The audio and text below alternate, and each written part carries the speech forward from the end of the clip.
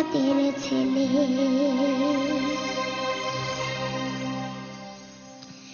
ওরে কার কি বা বলি ওরে, ওরে কার কি বা বলি ওরে দিশে না মেলে। লোকে বলে লালন ফকির কোন জাতের ছেলে, লোকে বলে লালন ফকির কোন জাতের ছেলে।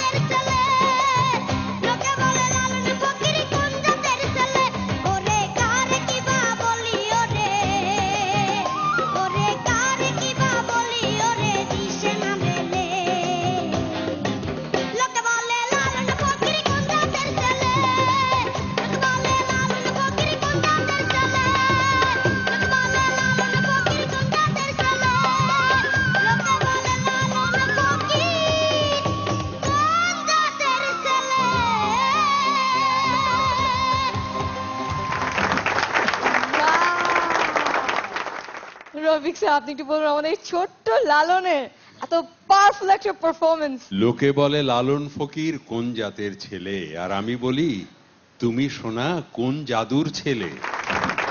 তুমি তো একেবারে জাদু করে ফেলেছো, জাদু করে ফেলেছো, চমৎকার। এই যে বাউলের আত্মাকে বের করে এনেছো মনে হয় যেন তুমি। বাহ বাহ, তুমি জীবন ভোর এমন চমৎকার গান গাও, আমি প্রাণ ভরে দোয়া করি, প্রাণ ভরে দোয়া করি। আমি আশ্চর্য হয়ে গেলাম তালের যে চোখ গুনে যাওয়া এবং তার পারফরমেন্স, তার ইনভলভমেন্ট গানের সাথে, হ্যাঁ, তার রক্তের মধ্যে, মজ্জার মধ্যে। এটা ঈশ্বর পদ্ধতি, এটা কেউ শেখাইতে পারে না। বাঁচা থাকো। আমি বলবো একটা নতুন সূর্যের উদয়, যার আলোতে আলোকিত হবে অনেক star. Thank you so much sir. Ma'am, পুরো স্টেজটা মনে হচ্ছিল একদম ওর দখলে। একদম মানে একদম। আমাদের তো উদয় তো আমাদের আসলেও আপনি যে বলছেন জাদুর ছেলে, সবগুলাই আমাদের জাদুর টুকরা এক একটা। তাই এটা তো আমাদের পাগলা ছেলে। অদ্ভুত সুন্দর, অদ্ভুত সুন্দর। মানে এইটুকু এতটুকু একটা মানুষ আর 4 বছর পর কি হবে? মাথাটা নষ্ট করে ফেলো না, গানের মধ্যে মাথাটা ডুবিয়ে ঠিক রেখো, কথা। অনেক বড় শিল্পী হবে তুমি, হ্যাঁ, অনেক আচ্ছা বড়। পাগলা, তাহলে পাগলা ছেলে এবার একটু পানি টানি খেয়ে এবার একটু রেস্ট নে যা। স্যার আপনার কাছে একটু শুনতে চাইবো, এই যে 4 জন প্রতিযোগীর গান শুনলেন এখন পর্যন্ত, কি মনে হচ্ছে আমাদের এই খুদে গানরাজদের গান শুনে? ওরা তো আসলেই রাজা, ওরা আসলেই রাজা। এই যে গান রাজ, কেউ রাজা কেউ রানী, এই রাজতন্ত্রের রাজায় রাজত্ব করবে না রানী রাজত্ব করবেন সেটা বলতে পারি না, কিন্তু ওরা যে এক একজন রাজা আর রানী তাতে আমার একটুও সন্দেহ নেই, একটুও সন্দেহ নেই আমার।